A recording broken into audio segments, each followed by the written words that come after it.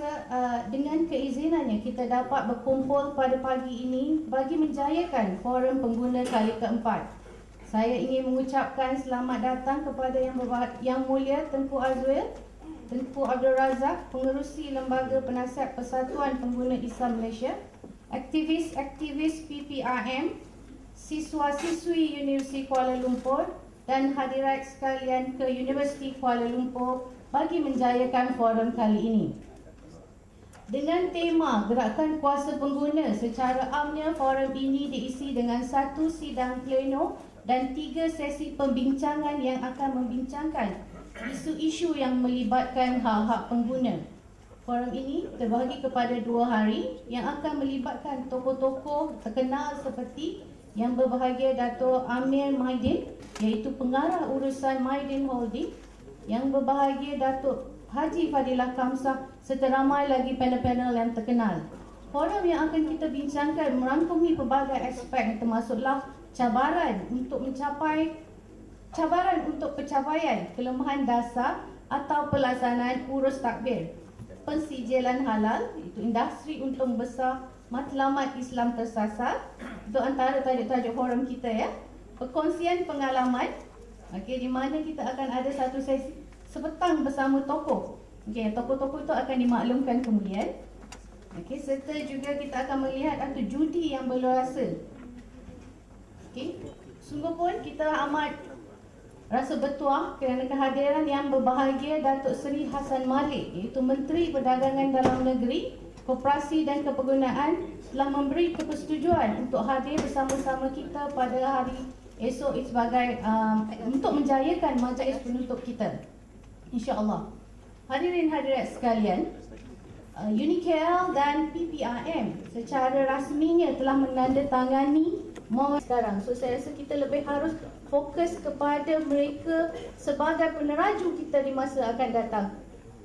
Kita juga melihat pada tahun lepas mahasiswa UniKL, sebahagian daripada panel yang terlibat, mahasiswa mengambil bahagian dalam forum tersebut dan mereka telah menghasilkan satu resolusi yang telah diserahkan kepada PDRM mengenai 8 isu utama pengguna untuk tindakan PDRM. Pada kali ini UniKL menghantar lebih ramai setelah kita dapati ia memberi manfaat, kita dapati ia memberi kesedaran kepada pelajar kita untuk terus berusaha bersama-sama dengan aktivis-aktivis yang lain dalam menjayakan hak-hak pengguna. Kali ini kita membawa seramai 300 orang mahasiswa yang terdiri daripada 7 kampus di sekitar Lembah Kelang, iaitu kita daripada MIIT, which is kampus yang berada di sini, UniKL Business School, Universiti Kuala Lumpur Malaysian France Institute, UniKL BMI, British Malaysia Institute, IPROM, MIAT dan juga MESTEC hadir bersama-sama pada hari ini dan esok untuk mendengar dan memperhalusi apa yang diperkatakan. Selain itu, PPRM akan memperkenalkan anugerah pilihan pengguna sektor Telkom, di mana anugerah ini diberi kepada syarikat yang menawarkan perkhidmatan telekomunikasi yang memuaskan hati pengguna. Untuk anugerah ini, para mahasiswa dan alumni UniKL telah bersama-sama mengambil bahagian dengan memberi maklum balas dan pandangan dalam borang kajian yang diedarkan. Hadirin dan hadirat sekalian, melalui kerjasama dan program seperti ini diharapkan kita dapat membentuk lebih ramai mahasiswa yang memiliki pakej yang lengkap, iaitu merangkumi aspek akademik, kepakaran teknikal, soft skill, keseimbangan mental, fizikal, rohani dan sahsiah. Selain daripada itu, graduan yang memiliki aura UniKL, iaitu berilmu, berpengetahuan luas, berkemahiran tinggi dan mempunyai karakter yang terbilang.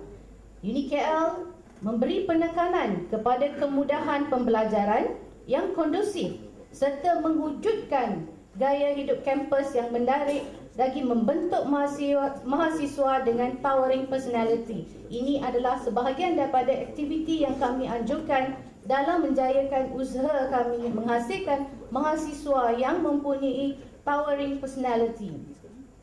Penglibatan mahasiswa dalam program-program mobility seperti International Student Exchange merupakan salah satu bentuk pendedahan yang kita beri kepada mahasiswa dalam mengambil bahagian. Forum pengguna kali keempat 2014 ini diharap dapat menjadi platform yang bersesuaian bagi membolehkan mahasiswa berani dalam melontarkan pendapat, bersuara dan menjadikan pelbagai media untuk memberi kebebasan bersuara dan berkongsi idea. Semua ini menjurus kepada objektif We4Asia UniKL untuk menjadi satu universiti yang terbaik di Asia. Forum ini dilihat sebagai satu wadah untuk mendedahkan mahasiswa dengan isu-isu yang berkaitan dengan kepergunaan.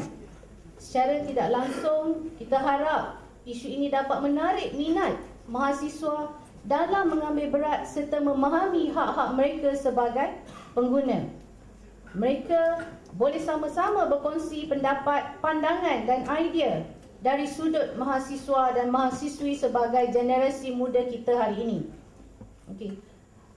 Melatih mereka bersuara secara positif, bersama-sama memainkan peranan dalam isu yang berkaitan umum dan memikirkan cara bagaimana mereka boleh menyumbangkan kepada pembangunan ummah untuk menggalakkan critical thinking, analytical analysis di kalangan mahasiswa UniKL merupakan objektif universiti. Saya mewakili UniKL ingin mengucapkan terima kasih kepada PPRM atas kesudian memilih UniKL untuk sama-sama menjayakan penganjuran program pengguna pada tahun ini. Saya harap jalinan kerjasama UniKL PPRM akan sentiasa berkekalan dalam usaha kita mendedahkan para mahasiswa kita untuk berfikiran lebih positif ke arah pengguna sekalian. Saya sudahi dengan wabillahi taufiq wal hidayah. Wassalamualaikum warahmatullahi wabarakatuh. Yang berbahagia Datuk Dr. Makmur Osman, Setiausaha Agung Persatuan Pengguna Islam Malaysia. Yang berbahagia Datuk Nazim Johan, Ketua Aktivis Persatuan Pengguna Islam Malaysia. Yang berbahagia Encik Muhammad Syaman Jais, Timbalan Presiden Kedua, Kongres Kesatuan Pekerja-Pekerja di dalam Perkhidmatan Awam QPEX. Yang berbahagia Profesor Madya Dr. Zalidah Abang Long, Timbalan Dekan Pembangunan Mahasiswa dan Gaya Hidup Kampus UniKL, Datuk-datuk, datin-datin, tuan-tuan dan puan-puan, para tetamu, pemerhati, pembentang, peserta forum, ahli-ahli daripada pres, hadirin hadirat sekalian, Assalamualaikum warahmatullahi taala wabarakatuh. Salam sejahtera, salam satu Malaysia dan salam satu pengguna. Bersyukur kita kehadrat Allah Subhanahu wa taala kerana pada pagi ini kita dapat berkumpul dan menjayakan satu lagi amanah yang terpikul di PPRM, iaitu dalam satu usaha dan hasrat kita untuk meneruskan perjuangan untuk melindung dan mengenengahkan hak-hak pengguna, khususnya hak pengguna Islam dan hak-hak pengguna yang lain dalam satu forum yang dipanggil Forum Pengguna yang kita adakan pada kali yang keempat dan kali yang kedua bersama-sama dengan jaringan usaha sama Universiti KL. Sebenarnya saya telah disediakan satu speech semalam, tetapi setelah saya tengok pagi ini, kebanyakan isu-isu yang nak diketengahkan ini dah terjawab di dalam pembentangan bajet semalam. Dah lari dah dia punya tu. Banyakkan yang kita nak ketengahkan itu ada mengusik tentang pengguna dan sebagainya. Tetapi syukur Alhamdulillah semalam pembentangan bajet boleh dikatakan 3 suku daripada apa yang kita minta, apa yang kita ketengahkan telah hampir terjawab semuanya. Terima kasih kepada Yang Amat Berhormat pada Menteri kita. Saya ingin terlebih dahulu memberikan sedikit sinopsis ringkas tentang penubuhan PPRM serta peranannya dalam membentuk masyarakat pengguna yang berkesan sesuai dengan slogan ke arah memperkasa pengguna seperti yang diwar-warkan oleh kerajaan melalui kementerian khusus, iaitu Kementerian Perdagangan Dalam Negeri, Kementerian Koperasi dan Perindustrian Dalam Negeri. Ya.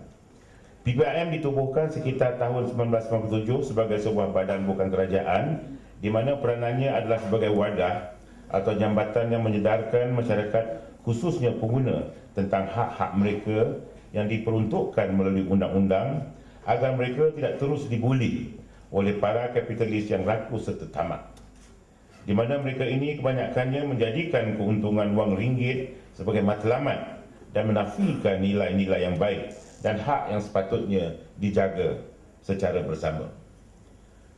Ini pun isu ini terjawab sedikit semalam, di mana Perdana Menteri telah membentangkan apa yang dipanggil bajet rakyat, kesejahteraan rakyat. Jadi dalam hal ini saya rasa kalau dilihat per bajet semalam, banyak-banyak isu ini insya-Allah akan dapat kita ambil dan kita teruskan di dalam wadah sebuah NGO pengguna. Saban hari boleh dikatakan para aktivis di PPIM tidak pernah menang tangan menerima pelbagai aduan, dari masalah berkaitan dengan alung, rumah terbengkalai, penipuan di internet, hinggalah masalah muflis dan pelbagai lagi. Semuanya kami harungi dan layani setiap aduan tersebut dan cuba menyelesaikannya dengan sebaik mungkin. Memang betul ada juga di semasa kami di radio, mereka-mereka yang menyuarakan ketidakpuasan hati sebab untuk mengatakan aduan belum dapat ditangani. Tetapi perlu juga tahu, setiap aduan yang dihantar kepada PPIM terpaksa melalui proses-proses tertentu, dan ini memakan sedikit masa, dan bukan semua aduan itu dapat diselesaikan oleh PPIM. Kami boleh mengenengahkan, mencari penyelesaian, mendapatkan jawapan dari pihak tertentu, dan kita akan ketengahkan sebaik mungkin. Jadi tetapi success rate kita di PPIM boleh dikatakan amat baik, kerana dalam kes-kes macam alung dan kes-kes Goris dan Menang, kes-kes muflis, banyak telah terbukti dapat kita selesaikan, sehingga ada mereka dah muflis dapat ditarik balik dia punya bankruptcy, telah dapat kita jalankan. Ya. Rentetan dari permasalahan demi permasalahan yang diadukan kepada kami di PPIM menyedarkan kami agar bertindak lebih agresif dan proaktif dalam menangani pelbagai isu, supaya dunia pengguna diperkasakan agar tidak terus dibuli dan dibuli oleh para kapitalis yang tamak haluba, sehinggalah lahirnya forum-forum pengguna yang telah adakan pada tahun ini kali yang keempat. Sedikit tentang pelaksanaan cukai GST pada bulan April tahun depan untuk menggantikan cukai jualan perkhidmatan yang terpakai pada masa ini dengan kadar permulaan sebanyak 6%. Hendak atau tidak, sedikit sebanyak ianya akan memberikan impak secara tidak langsung ke atas pengguna. Kenaikan harga barangan mungkin memberikan kesan secara tidak langsung, dan para kapitalis akan mengambil kesempatan menjadikan cukai GST ini sebagai satu penyebabnya dan menyalahkan kerajaan jika harga barangan terus meningkat. Ini juga ada terjawab sedikit di dalam apa yang disampaikan di dalam bajet semalam, tetapi kita ingin membuat seruan juga di sini. The delivery method dan penyampaian dan pelaksanaan perlu dah diambil kira oleh pihak-pihak kerajaan yang berwajib yang menjalankan GST nanti. Pasal kita tahu banyak mereka akan mengambil kesempatan. GST jangan dipandang rendah.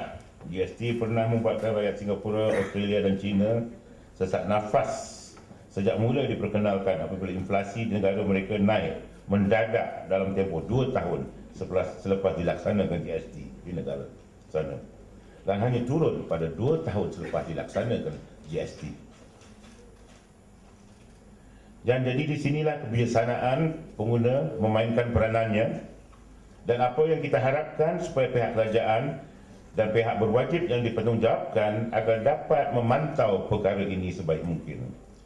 Dan pengguna juga harus bijak dalam menguruskan isu dan mempertahankan hak-hak mereka, di samping pihak kerajaan memberikan perlindungan kepada pengguna melalui kaedah undang-undang yang sedia ada.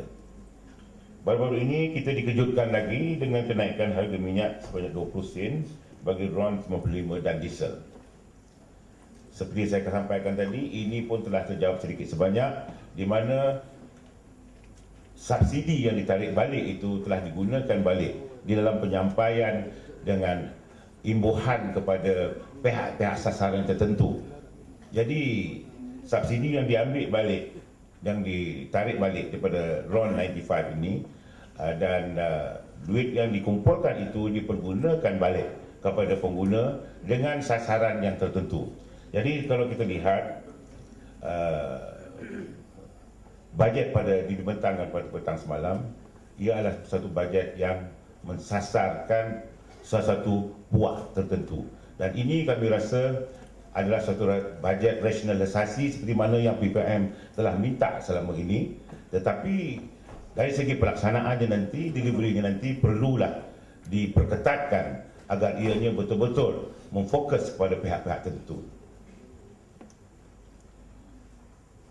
Semakan kami di PPM mendapati banyak keluh resah yang disampaikan oleh rakyat bila mana RON 95 ini dinaikkan. Bukan dinaikkan harganya, tapi subsidi ditarik balik, tetapi kita terpaksa membayar dengan lebih sedikit tinggi. Antara ayat yang digunakan ketika pengumuman oleh Kementerian Perdagangan Dalam Negeri, Koperasi dan Kepenggunaan, iaitu rasionalisasi, penyelarasan dan pengurangan subsidi. Hakikatnya kenaikan harga minyak RON 95 dan diesel naik 20% tetap berlaku dan terjadi dan perlu dilakukan. Persoalannya di sini, rakyat Malaysia khususnya pengguna menghadapi gelombang dan impak yang perlu kita tangani dan perlu kita mengambil satu jalan bijaksana untuk menyelesaikan dari segi perbelanjaan kita seharian. Pihak kami di PPM amat berharap agar pihak kerajaan juga dapat memantau serapi mungkin kegiatan perbankan pada masa kini, khususnya perbankan yang menjadikan sistem perbankan Islam sebagai sebahagian dari alat perniagaan mereka untuk menjana keuntungan.